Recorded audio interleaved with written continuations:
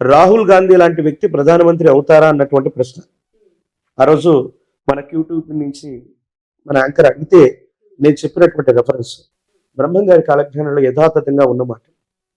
ఉత్తరాన ఉన్నట్టి వంశంబు దేశాన్ని పెక్కేళ్లు పరిపాలించేను అన్నటువంటి అంశం ఉంది. అలాగే రావణ కాష్టమున కల్లోలం ఒకటి చెలరేగి దేశాన్ని అళ్ళ కల్లోలంబు చేసేను.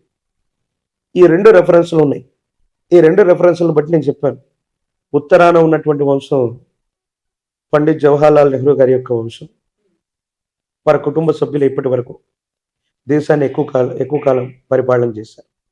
16 సంవత్సరాల పాటు పండిత్ జవహర్లాల్ నెహ్రూ గారు, మరో 3 పర్యాయాల పాటు శ్రీమతి ఇందిరాగాంధీ గారు పరిపాలన చేశారు. తర్వాత రావణ కాష్టమున కల్లోలం ఒకటి చెలరేగి దేశాన్ని అల్లకల్లోలం చేశాను.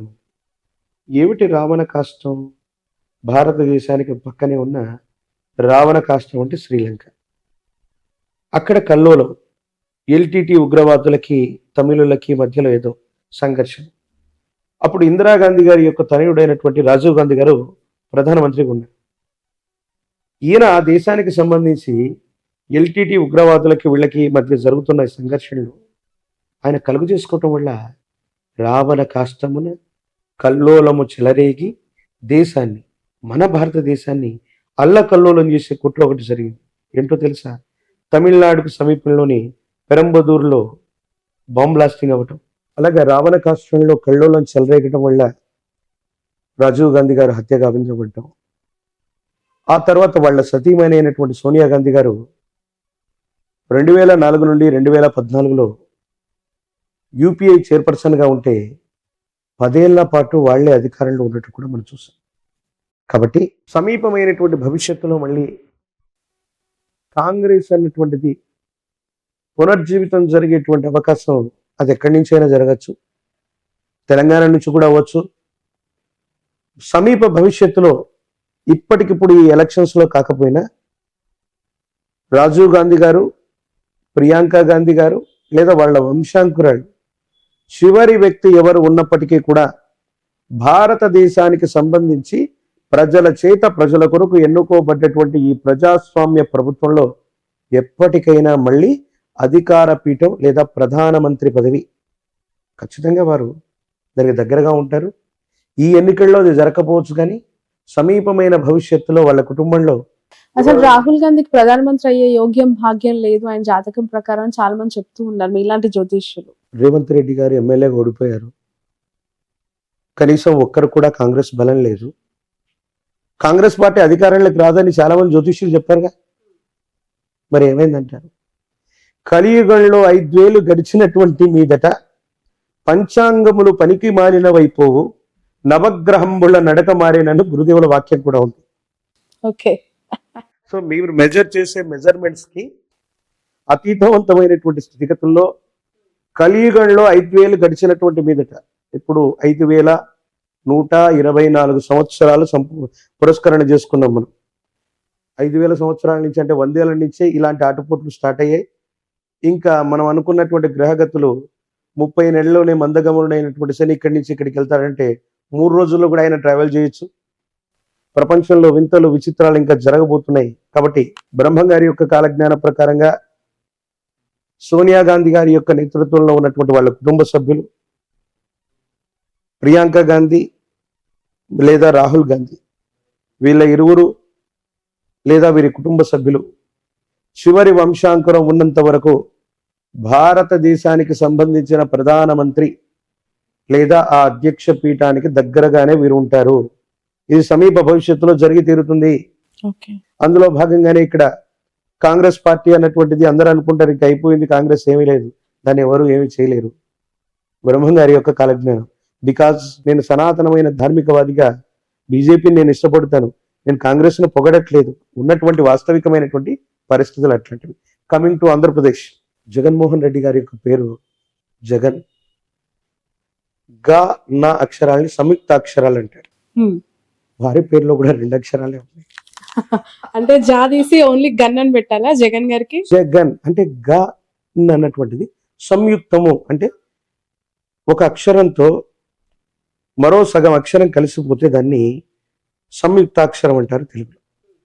సో జగన్మోహన్ రెడ్డి గారి యొక్క పేరులో కూడా ఒక రకంగా ఆ విధంగా తీసుకుంటే అవి 2 అక్షరాల కిందే లెక్క. రాబోయేటువంటి శాసనసభ ఎన్నికల్లో ఆంధ్రప్రదేశ్కి సంబంధించినటువంటి ఎలక్షన్స్లో వై నాట్ 175 అని జగన్మోహన్ రెడ్డి గారు ముందుకెళ్తూ ఉండొచ్చు దాకా. కానీ మనం శోభకృతనామ సంవత్సరంలో ఉన్నాం. శోభకృతనామ సంవత్సరే సర్వసస్యాభివృద్ధయ నృపానాంచ మన్యోన్యం ప్రజానాంచ పరస్పరం.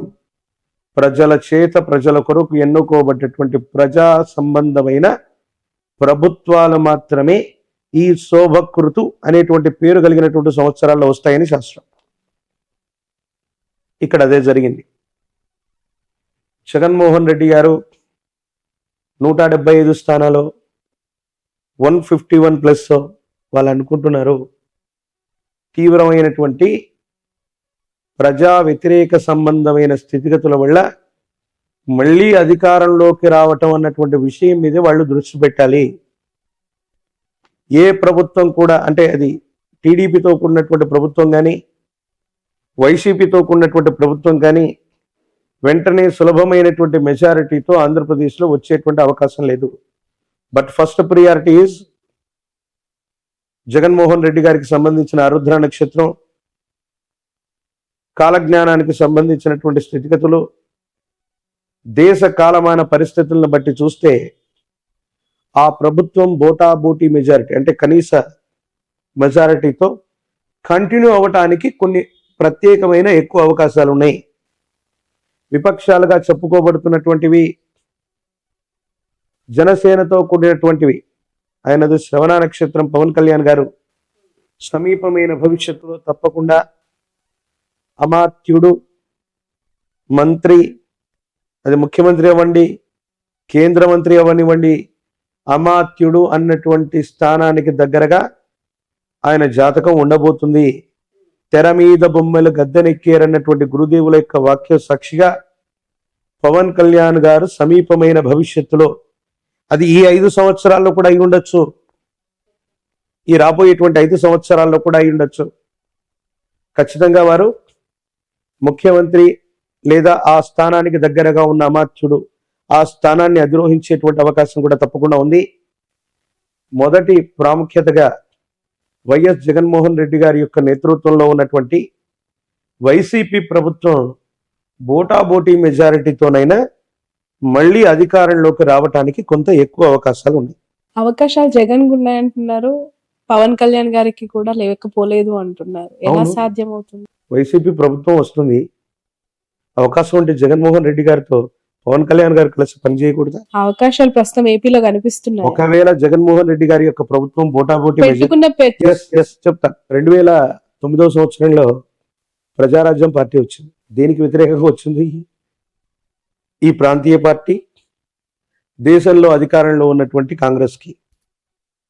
అందరూ చిరంజీవి గారి యొక్క జీవితాన్ని, రాజకీయ జీవితాన్ని గొప్ప ఫెయిల్యూర్ అంటారు. నేను చెప్తాను, అది చాలా సక్సెస్ఫుల్. అది ఎవరికి సాధ్యం కాని అంశాన్ని ఆయన చేశారు. ప్రజారాజ్యం పార్టీ పెట్టారు, ఎమ్మెల్యే అయ్యారు 5 ఏళ్లలోనే, అంటే పెట్టిన వెంటనే. ఎంపీ, రాజ్యసభ అయ్యారు, కేంద్ర మంత్రి కూడా అయ్యారు. 5 సంవత్సరాల తర్వాత పార్టీ విలీనం అయింది. ఎన్టీఆర్ గారు కూడా ఇటు దేశంలో ఇటు రాష్ట్రంలో చక్రం తిప్పగలిగినటువంటి స్థితి ఎన్టీఆర్ గారికి కూడా లేదు. పార్టీ పెట్టారు, ముఖ్యమంత్రి అయ్యారు అంతే.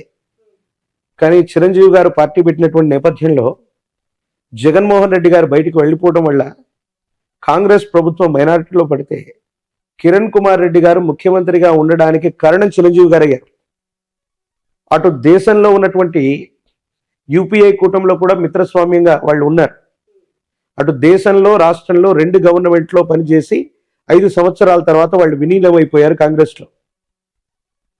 జనసేన పార్టీ అవసరం కూడా రేపు పొద్దున్న తెలుగుదేశానికే కాదు, వైసీపీ అవ్వచ్చు, వైసీపీ బోటాబోటీ మెజారిటీతో ఏదైనా ప్రభుత్వాన్ని ఫామ్ చేసి సమీపమైన భవిష్యత్తులో ఏవైనా ఇబ్బందులు ఉన్నప్పుడు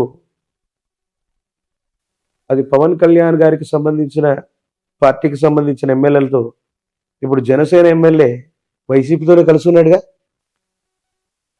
151 మంది ఎమ్మెల్యేలు వైసీపీ వాళ్ళు అవుతే ఆ +1, 2, 3, 4, 5లో మొట్టమొదటి జనసేన ఎమ్మెల్యే కూడా వీరితోనే కలుస్తున్నారు.